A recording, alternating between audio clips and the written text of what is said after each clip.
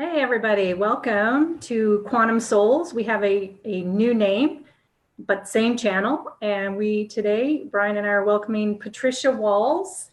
Thank you so much for joining us, Patricia. Thank you for inviting me. I met Patricia a couple months back at the Dallas Psychic Fair where we're both working, and she does light language, and she's absolutely amazing. And so we are really, really excited to have her on to talk about light language today. And Brian, how are you doing today? I'm doing pretty good. Pretty good? Pretty good. Yep. Better than earlier? Excuse me? Are you better than earlier?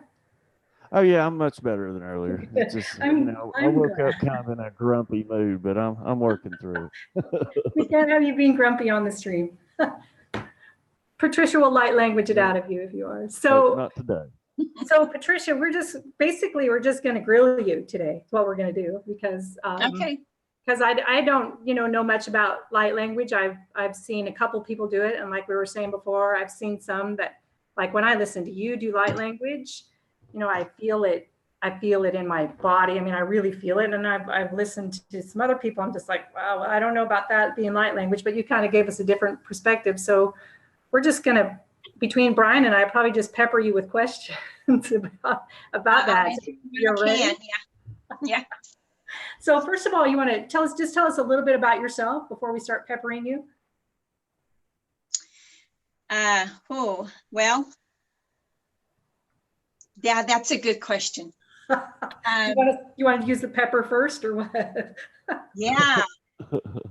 So I've been doing this work about 35 years.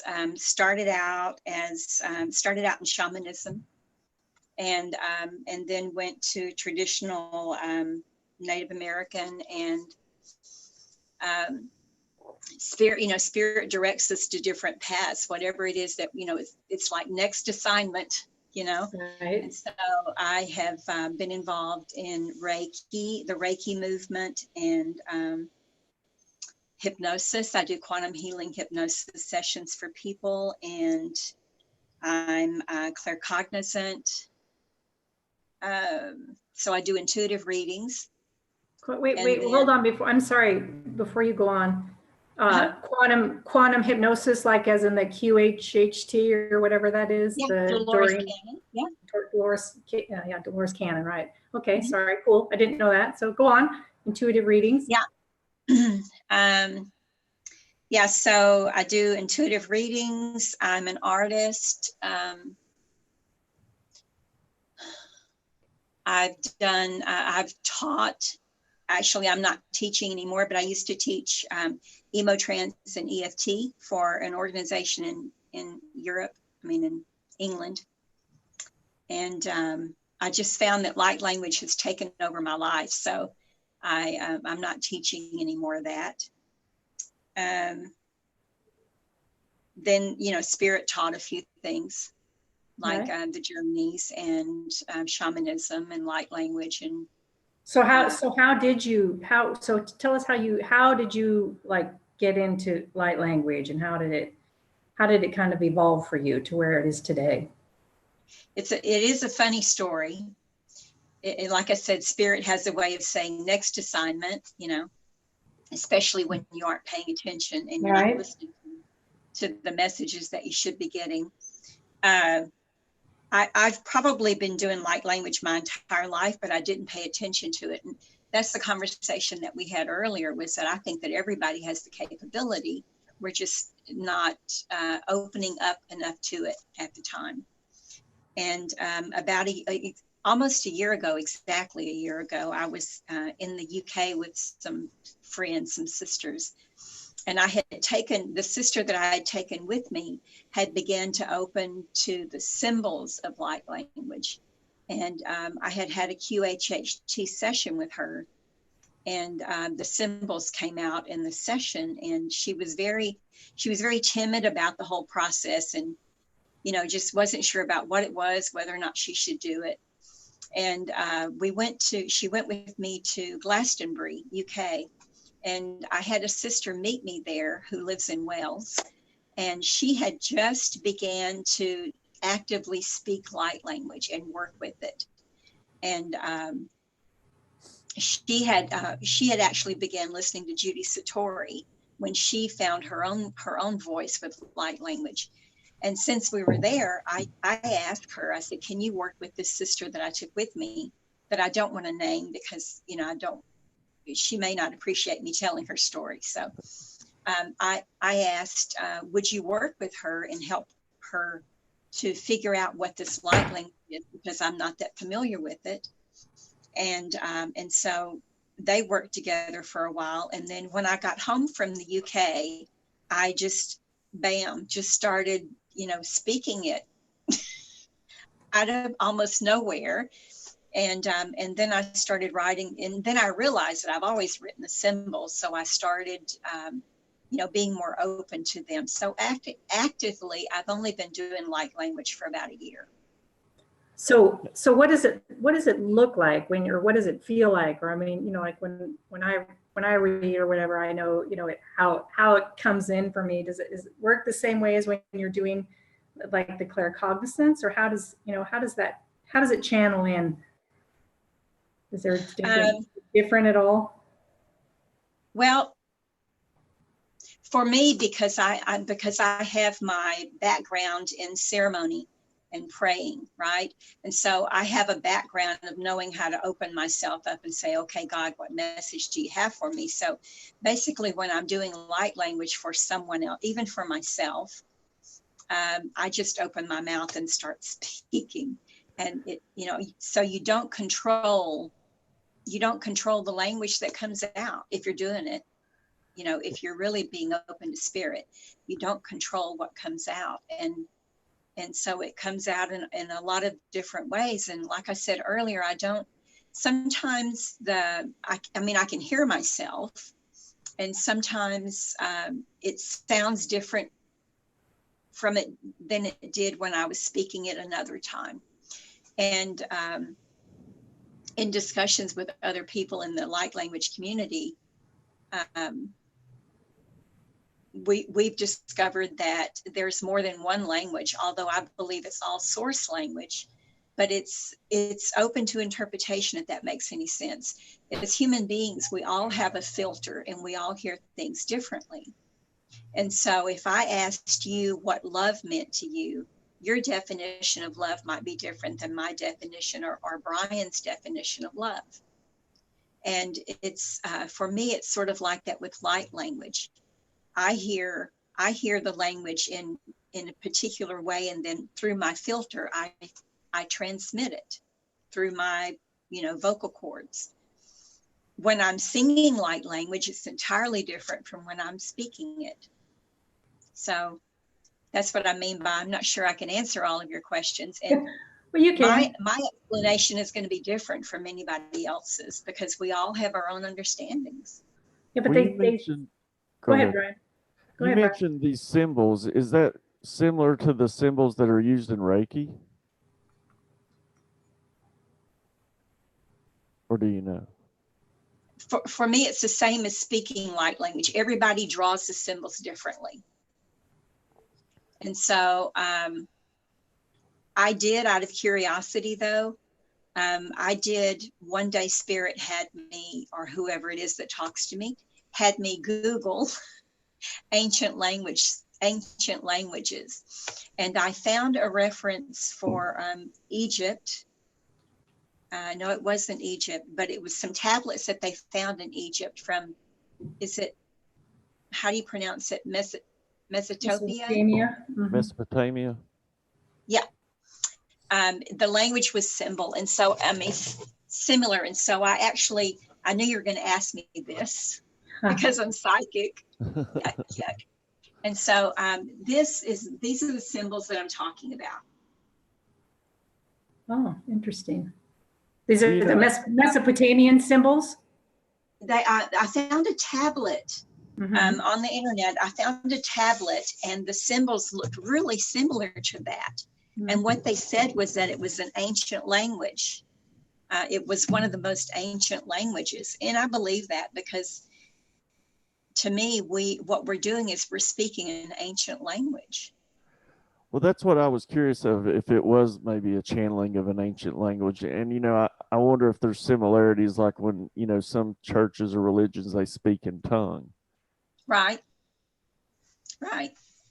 And that's what we've always said. I mean, when my belief is when people are speaking in tongues, that they are speaking, that they're bypassing their ego and they're going straight to God's source. And that's what we're doing with light language. We're bypassing our ego. We're getting past our filters, and we're just speaking from the heart what we're hearing. And and I know we were talking about this a little bit before, and I can't remember now, I've got it mixed up in my head. You were saying you hear it in English, or do you hear it in English? And like when you're speaking the words in light language, do you know the translation in English? So what I was telling Brian was that, for instance, when I'm doing the light language readings, I start out by sending my voice to source or whoever's listening. I actually, I asked to connect with the person's light counsel, because to me, that's a higher vibration than someone's guides and helpers. And so I asked to speak to their light counsel or their source. So when I'm doing that, I'm thinking it in English, of course, but it's coming out in light language. But then whenever, if I'm active, and if I'm actively praying for someone, asking for pity and healing for them, I'm thinking it in English, but it's coming out in light language. So, but if I'm channeling light language for someone, like I think I did for you, you said in the parking lot, I'm not thinking anything. I'm just allowing the information to come through. And sometimes there's a feeling. Sometimes I will get a feeling of you are a beloved child, or, something similar, but it's a feeling. It's not a translation. Gotcha. Interesting. Okay. That's really interesting. So, and I was saying earlier, it's like, well, when you speak it's, to me, there's a lot of, it's very similar to this other person that we know, Beth, who speaks it. To me, you sound very, very similar to her. And so I just find that interesting. But you were saying really there's no necessarily any correlation between your speaking and someone else's speaking, because it's all through their own filters, even though it sounds similar. Yeah, we might sound similar, but I don't know anyone. I mean, I don't know anyone where you can put 2, 3, or 5 people in one room and they all sound the same. And they can't have a light language conversation. I don't think, I think it's more probably could, but there wouldn't be a translation for it. What'd you say, Brian? I said, to me, that's why I feel it's more the frequency you're putting out, or the tone. Yeah. I think that's the patent explanation for light language. It's a frequency. There are frequencies, downloads of information and light codes. I think that's the patent description of light language. So tell us about kind of, we were talking a little bit, the grandmother of, kind of the evolution of it, of light language that you know of. Mm-hmm. I don't, there is a woman whose name is Dorian Light, that I love her. And she's probably of all the, she's famous, and of all the, usually it's unfortunate, but usually when people become famous, they tend to go into ego. Yep. Dorian has never done that. She is the most loving, generous, outgoing person that I've ever come into contact with. And I call her the grandmother of light language, because she was the first person that I ever knew that was doing light language. She teaches it, she gives sessions.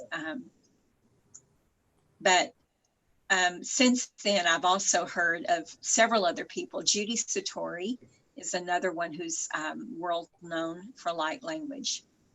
So I was talking to Brian about the differences. Judy Satori when she speaks, I mean, Dorian Light, whenever she speaks light language, it's very fast. It's very high frequency and even high in pitch. And I can only listen to it at a very low volume. And it's because of what she's doing. It's because of what she's transmitting. Or is it, no, I'm sorry, I'm wrong in that. It's Judy Satori that I can barely listen to, not Dorian. I'm sorry, Dorian. So But yeah, Judy Satori is the one. She speaks so fast, and when she's transmitting these codes that, not Dorian Light. Okay. you So go it's into like Judy. a trance-like state?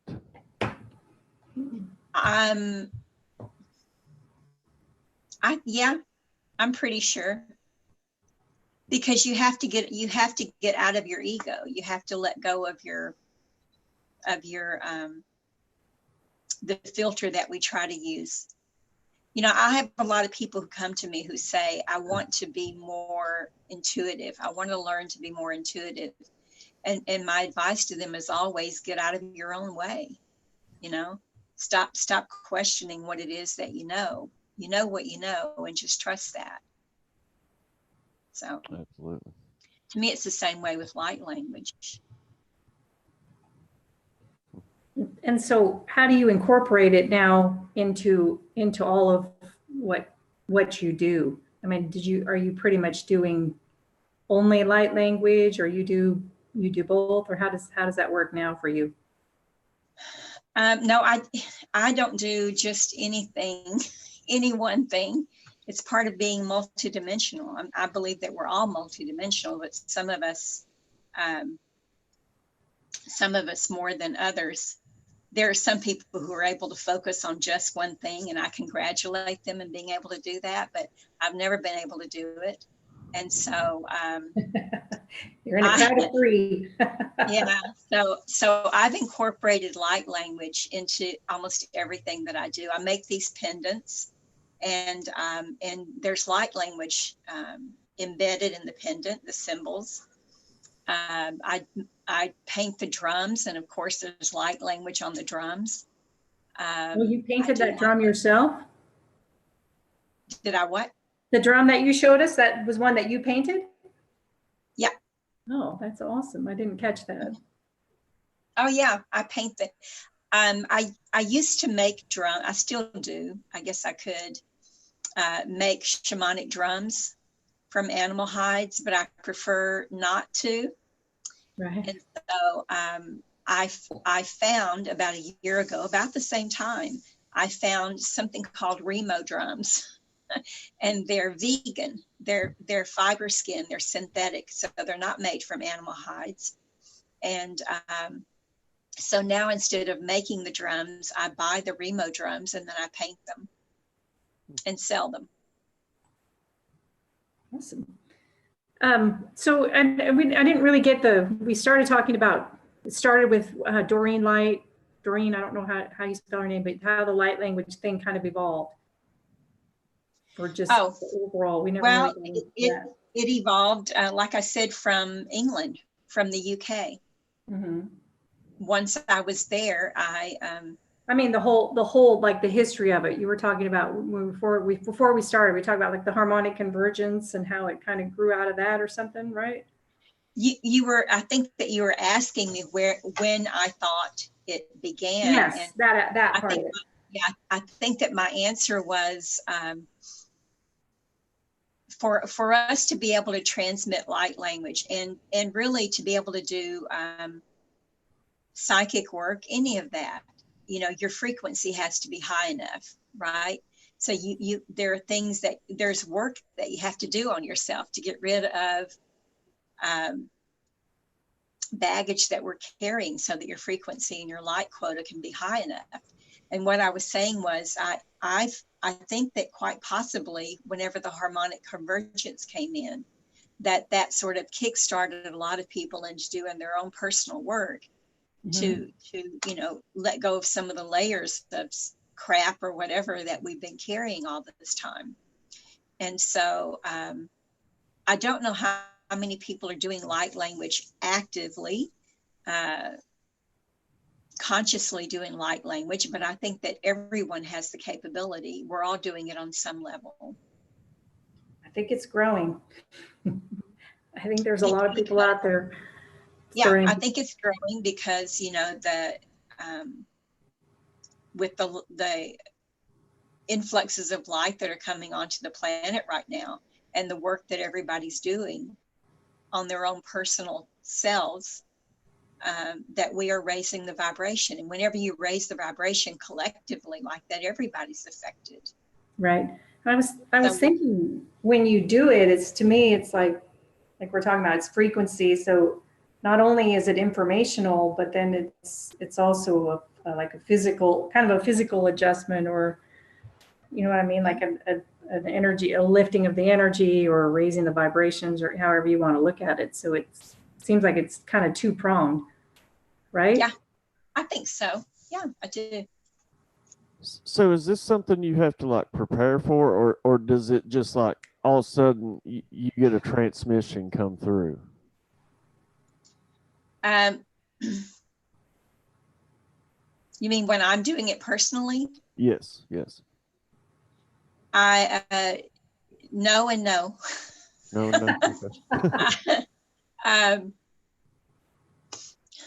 I compare it to being intuitive. You don't have to prepare to be intuitive. You just have to be open to it. Right. And so I go outside at night and I speak light language to the moon and the stars, or I go outside and I speak it to my plants and my four-legged beloveds that I have here, or to the house. You know, I don't prepare. I just open myself up to do it. It's having a conversation, but on a higher level. Have you ever had something just like come through, like felt like that it needed to be presented right then? Like, yeah, I have.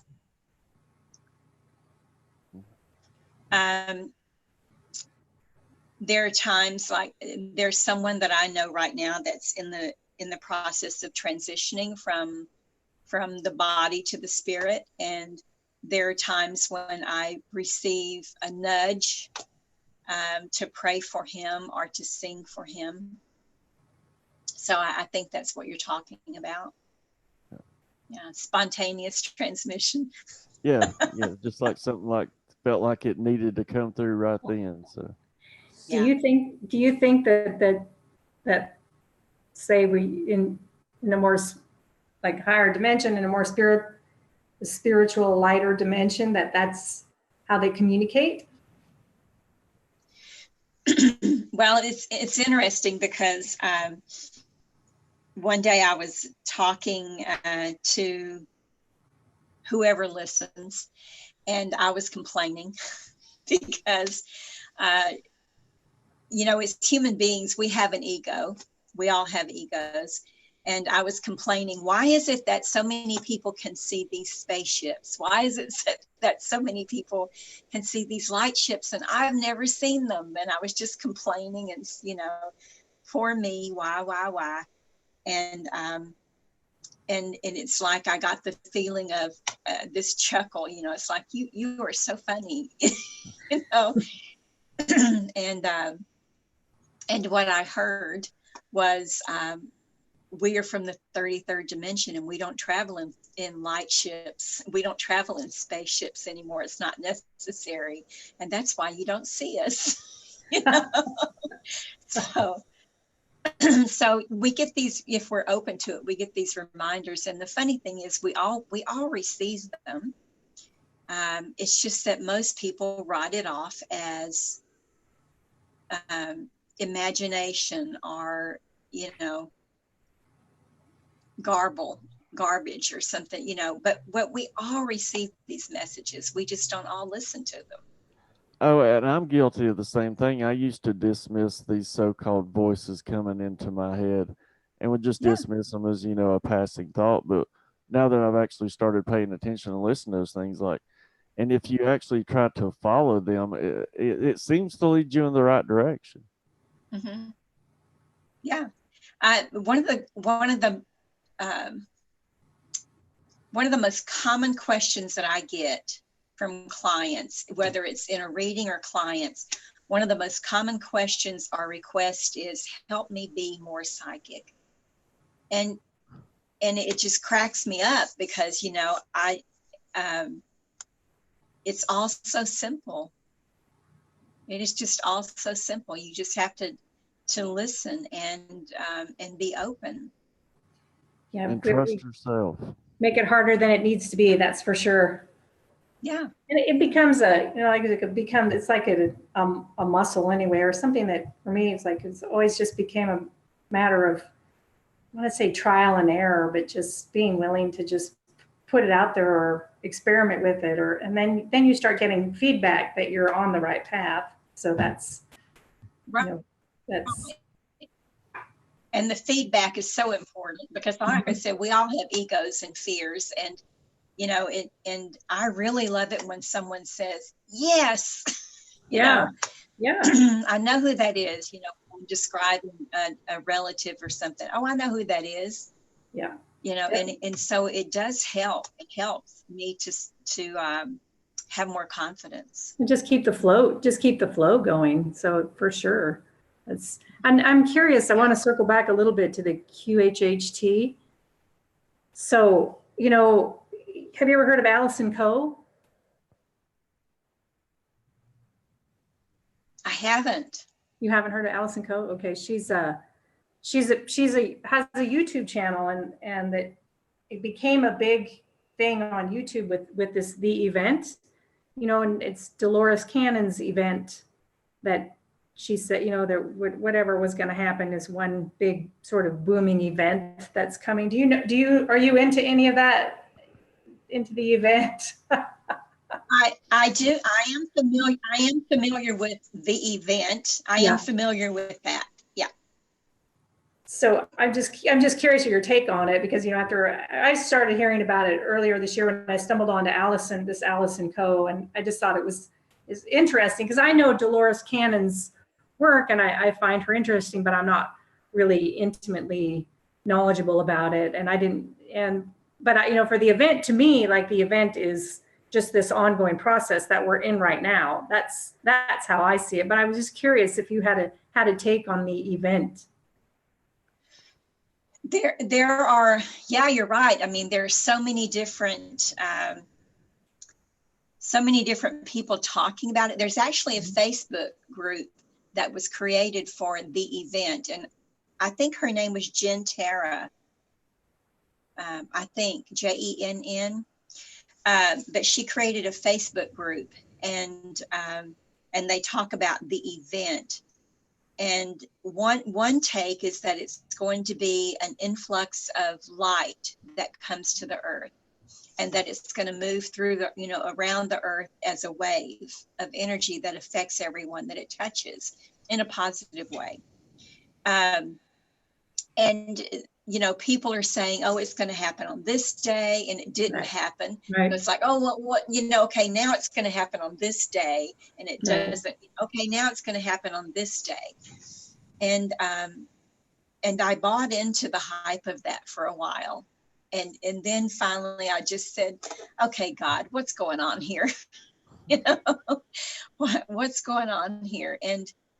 But what I heard was that there has to be a sufficient light quota for something like that to happen, that there has to be a sufficient frequency of light that human beings are holding in order to support that, and that we aren't there yet. And you know, I'm sorry.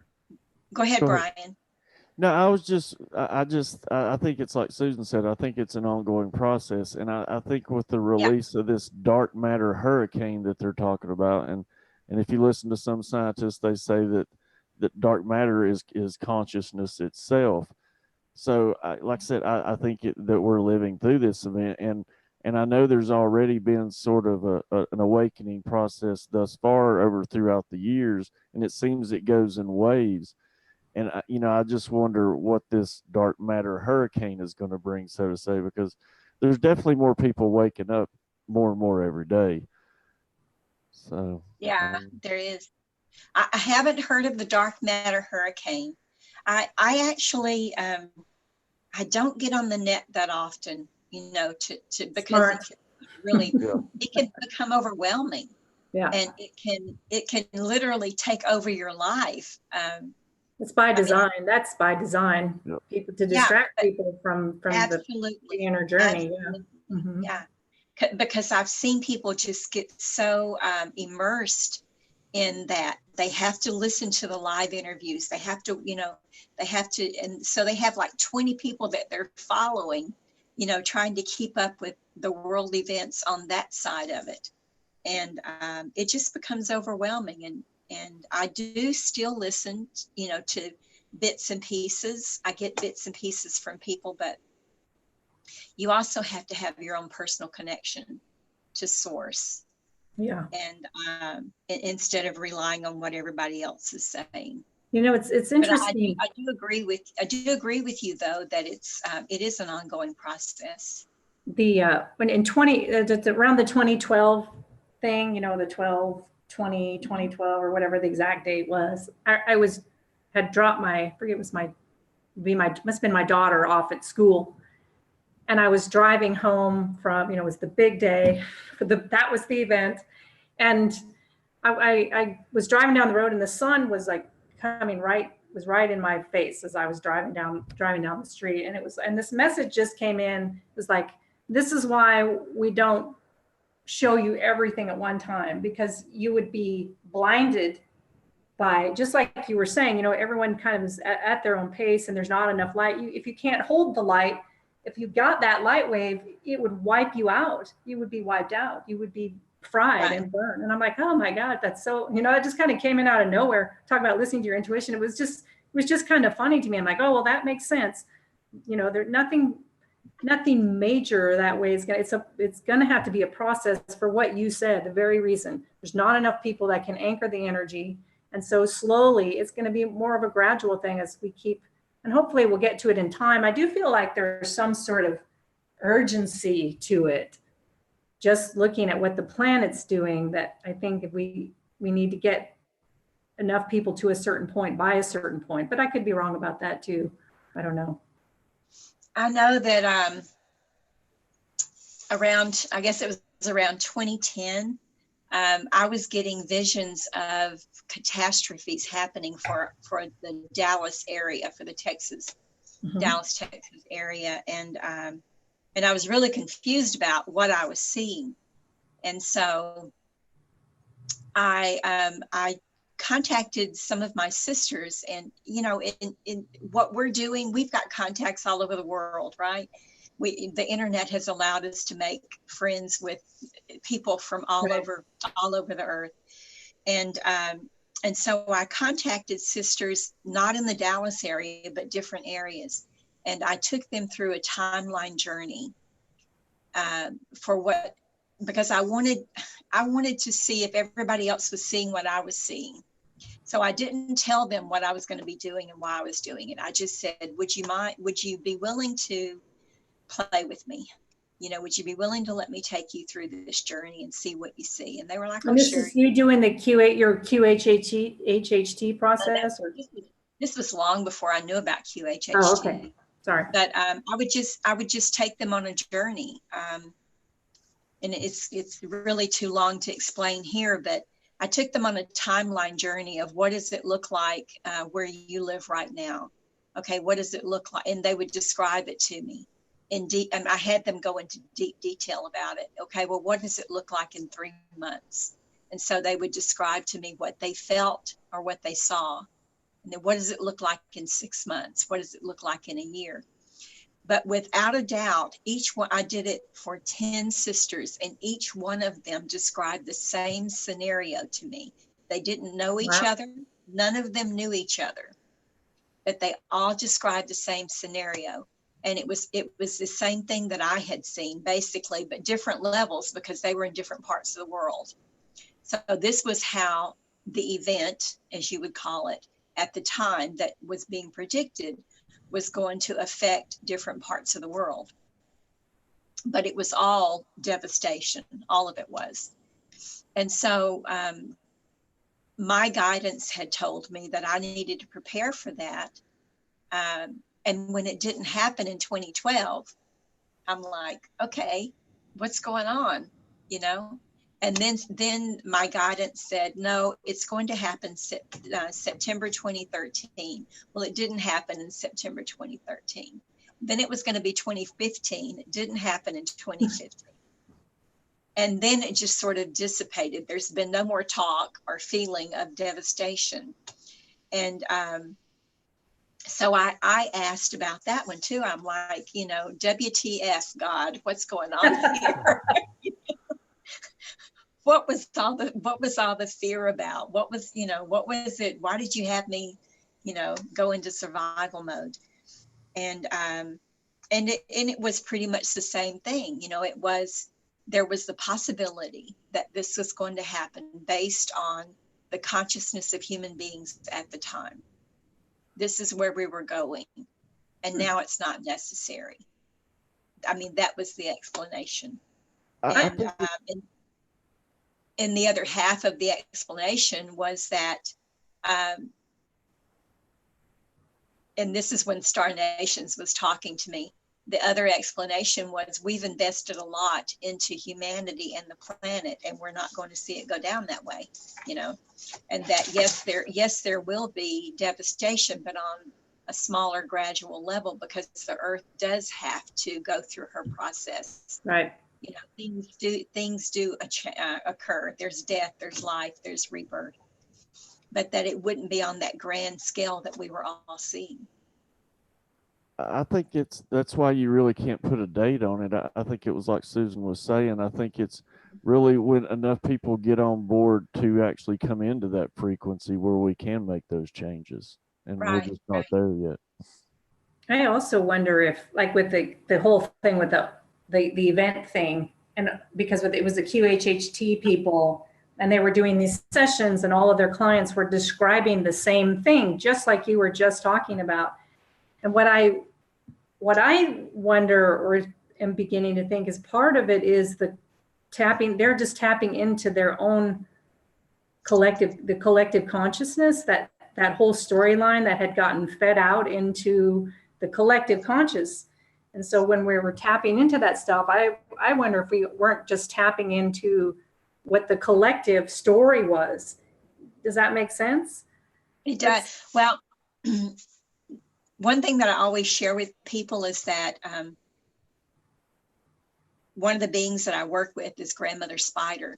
And she pointed out to me one time, she said, you see that I have 8 legs. And she said, there's never one thing. There's always 8 possibilities for one particular outcome. It's never set in stone. This is what's going to happen. Absolutely, this is what's going to happen. There's always possibilities of what can happen. And as psychic mediums, we know that. We try to impress that on people. Yep. This is what I see right now is a possibility for you. Yep. But it doesn't mean a whole lot. It means this is a possibility of what can happen for you. Because there's always choice. I was looking for something when you were talking. So we talked about Judy Satori. Uh-huh. She wrote a book, and it's called Sunshine Before the Dawn. I remember that name for some reason, but go on. It's a book that she wrote, and in it you should read it. You should absolutely read it. And I think she even has a PDF version that you can purchase. But it's called Sunshine Before the Dawn, and it talks about exactly what we're talking about right now. Interesting. All right, we'll check it out, because I won't spoil it. Okay. Don't ruin the ending, because it is interesting, like you were saying, how it just kind of dissipated. It's like, oh, it's going to be this, it's going to be that. And even some of the people that I listen to, that with like the Planet X and the Nibiru, and the people that subscribe to that, and it's like, okay, this is going to be the date. And when I first started listening to one guy, for sure it was going to have happened at least by May of 2018. Well, here we are. And it just keeps happening. Like you're saying, the date just keeps moving, and it's like, you know, I don't know. So it's just, to me, it's, I believe this sort of slow process, not to say that something catastrophic might not happen at some point, but that's, the earth has to do what the earth has to do. She has her process. But they are happening. They are happening, sister. I mean, look at California and Hawaii. Right. Yeah, that catastrophe is happening, but it is happening gradually in different spots, you know. Yeah, so it's still, I'm glad I live in Texas. I admit to being glad we're in a relatively safe zone. It's like, you know, I don't know if you remember the I Am America maps, like what would have been 20 some years ago when I first saw the I Am America maps. And now, you know, you see those maps, they come out and it's coming out from the Navy, supposedly. Like, those are the I Am America maps. Yeah, there's the Navy. There's several versions. And so when they were talking to me in 2010, that's what I did. I started looking everywhere to see what else was out there. And I ran across a map by Chet Snow. And his map was the closest version of what they were showing me. Mm-hmm. And when you say that we're relatively safe, there is a fault line that runs straight up I-35 from the south north. And so what I was seeing in my vision is the reason that I started looking, was what I was seeing in my vision was the earth opening and water rushing up. Oh, fun. And who would have thought? And so I Googled, because, you know, that's the right thing to do. And I found the Chet Snow map that showed Texas being split. Interesting. You know? I've never seen that one. I do know that there's and I don't know if ley lines and fault lines are relatively the same thing, but I know there's a ley line that runs, it looks like it runs pretty much up along 35 right through Oklahoma City, which becomes a crossing point of a bunch of ley lines. So that's interesting. I did not know that. Well, I thought I was relatively safe here. Guess not. Guess not. Better keep my vibrations high. At the time, the guidance was that I needed to go north and west of the Dallas area, and that the elevation had to be at least 900 to get past the water. And so I did a lot of research. I'm glad to know that it's not necessary right now. I think we all did. I think we all went down that rabbit hole to some degree. I don't know. Did you, Brian? I know I did for years, but mine was more in around the 2012 time when I was a little bit more serious about it. Brian, did you? I've been down every rabbit hole there is, so yeah, no doubt. I mean, Brian's not old enough. He's not old enough to know about any of this. I'm older than you think I am. It's that baby face. Yeah, I'm older than you think I am. The beard does help with that. Well, listen, we're kind of running a little low on time, but I was wondering if you would be willing to do some light language. Is that something that you could do for kind of the group here? And yeah, I love doing light language. Maybe show us some of like when I had a session with her, and she did the beautiful light language, and my body was tingly, and then she put down some symbols on paper, which, like I had said earlier, I wish I didn't clean my house. It's better messy because I know where everything is, and I could have shown it, but maybe you could show how that works. Would that be okay? Am I asking too much? All right. So, a grandmother's always prepared. Yes. Okay, yeah, I would love to do some light language. So the only thing that your only job is to be open. I'm open. You're receiving. So it would be just a generic me asking source to bless everyone with with frequencies of light and openings of consciousness. So okay.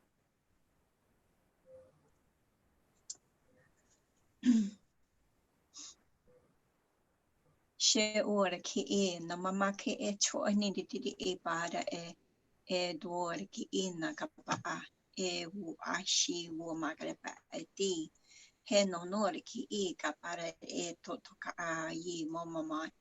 E no nori ki I ta ahai sho karapapa a te I wama. He no nori ki I tata I ta a ki pua na maka apa. She to tokari e o maka api no. He no apa e to toi ki I ta ai wa a. E to toka a magari I chu a maki I. E no liki ba a te e o a maka api to.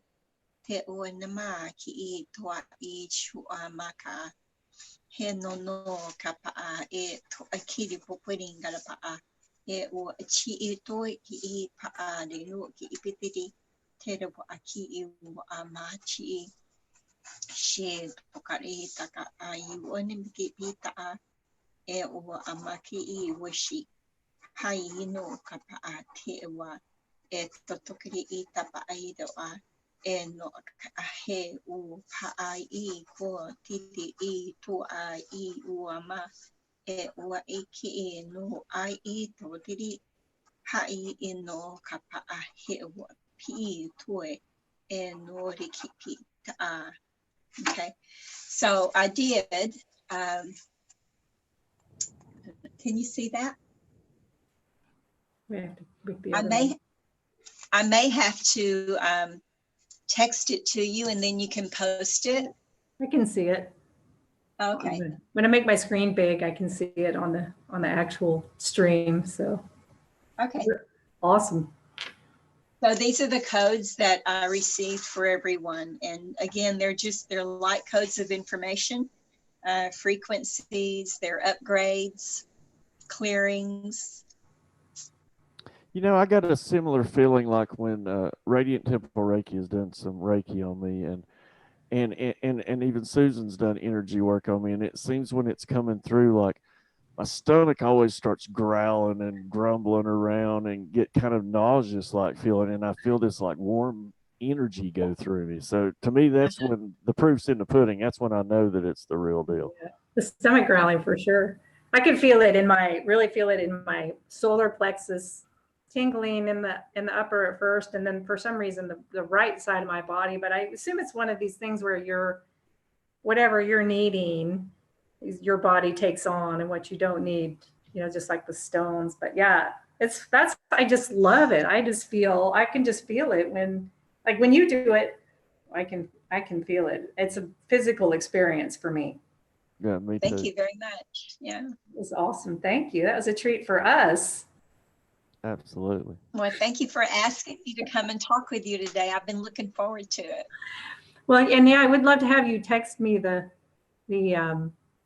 text me that, and somehow maybe we can put a picture up, a big picture of it up. I don't know, somehow we can make like a video of it or something. I don't know, Brian, can we do that?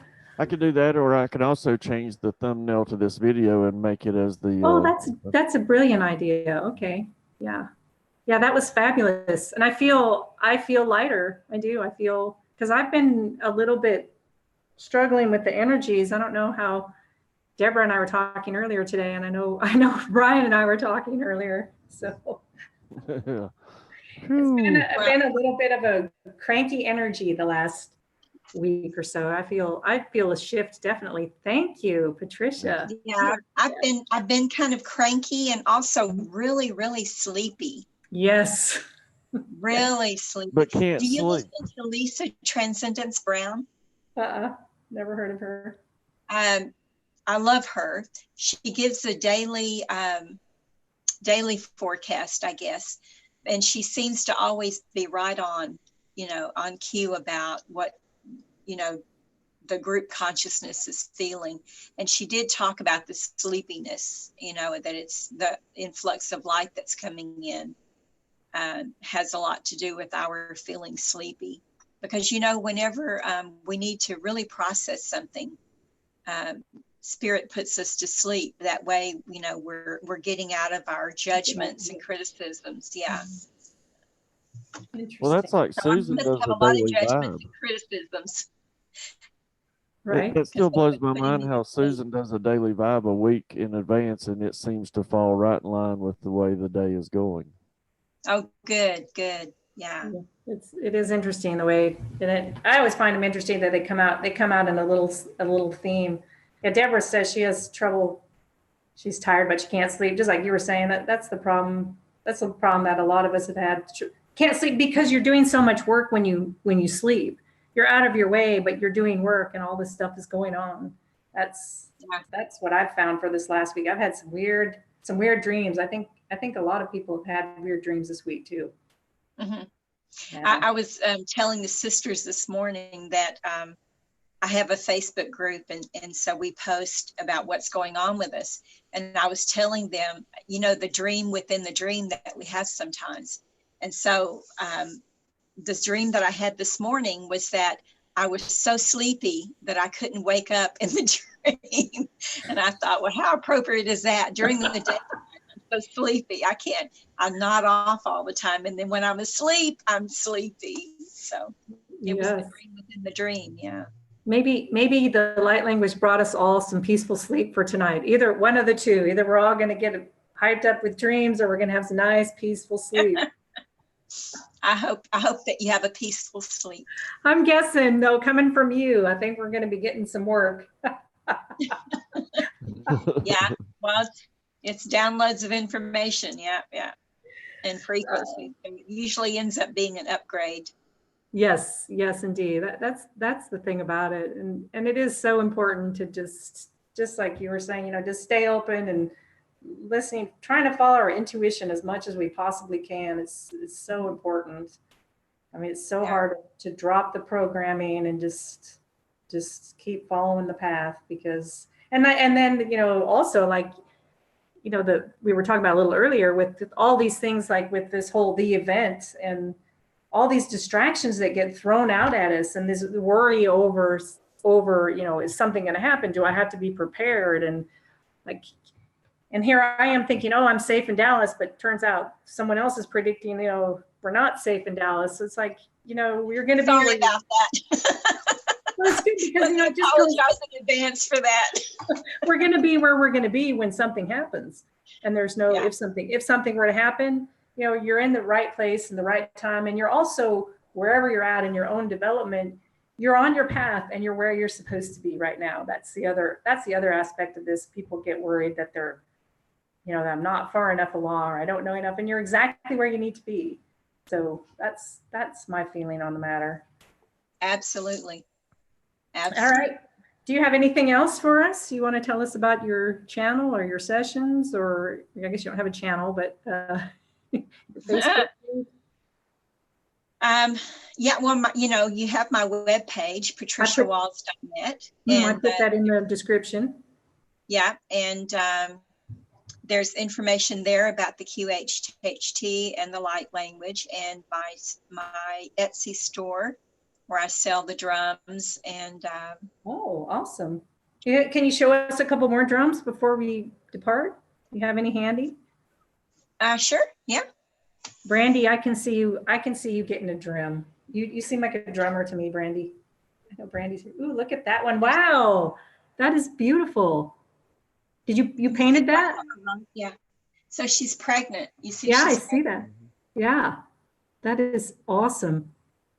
So this is one, and let me play it for you. Okay. Wow. Here we are. Double whammy. The sound is really great.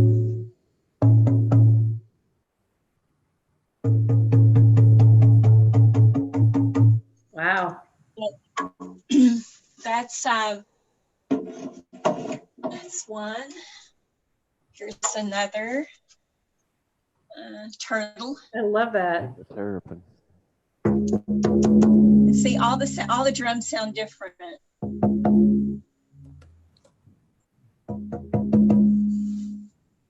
I like the turtle. Yeah. And then the dragon drum that you saw earlier. That's beautiful. That is beautiful. I love that. Yeah. I love these are only 3 that I have here with me. I have a stock in the other room of drums that are on the website. Very and cool. what is your Etsy store called? Wise Woman, W-I-S-E. No, it's Earth Woman with W-O-M-B-Y-N. But there's a link on my website for it. Okay. And then this drum is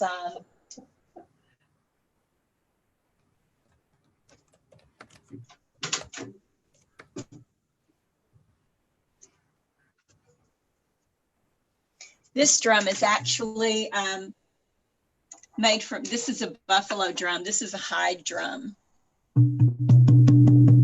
I love that. So this one is one of the drums that I made, but it's made from buffalo hide. That is so awesome. And I really love animal drums, the energy of them, but they go flat, you know. In high humidity, they seem to go flat. So it's one of the reasons why I love the Remo drums, is that they never go flat because they're not animal hides. Got you. Well, those are great. Thank you for sharing them. And we will, I guess you said the link to the Etsy site is on your website, which is linked in there. We can probably link directly to the Etsy also after the show is over. So, well, thank you. It's the patriciawalls.net. It has a tab that says store. Okay. All right. Awesome. Yeah. Thank you so much for coming on today. That was really, really fascinating. Like I said, I've not really heard of light language until Beth and then you. I'm like, oh my gosh, need to learn more about light language. So thank you so much for sharing your knowledge. I forget, and I'm sorry that I forget, but are you a reader at the Dallas Psychic Fair? Yeah. Mm-hmm. I thought so. So you know what happened with that is that I had applied to be a vendor. I had applied to sell my drums there. Oh. And I was talking with Cheryl, and she was asking me, well, what all do you do? And I told her about, the light, I sent her my website, and she came back and she said, I could fill this room with vendors, but what I don't have is someone who does light language readings. And I thought, well, I wasn't really doing them publicly, so it was a challenge for me. So that, I love how spirit works with that, to get me out there doing it, offering it more. And so she challenged me, and I actually I took about 3 months to really pray about it and say, I don't know if I want to do this. And, Source Spirit said, yeah, you need to do it. So there I am. Well, I'm glad you did. I'm glad you did. It was all for me because I got to meet you. So there we have it. There you go. It's all about you, baby. Yes, it is. Anything from you, Brian? You streaming tonight? I think I'm streaming with Slightly Slanted Sleuth, but I'm not really sure. I haven't talked to him today yet. Okay, so. well, we'll all look for that notification. And again, Patricia, thank you so much for coming on. And I love your show. Thank you for inviting me and letting me talk. Yes, you are welcome. And so that's all we have for today. So I want to thank everybody for being here and participating, and hope you all enjoyed the little light language and the drumming bonus. I mean, we got a double whammy today. So thanks again, everybody. And we will see you all soon. Okay. All righty. Bye.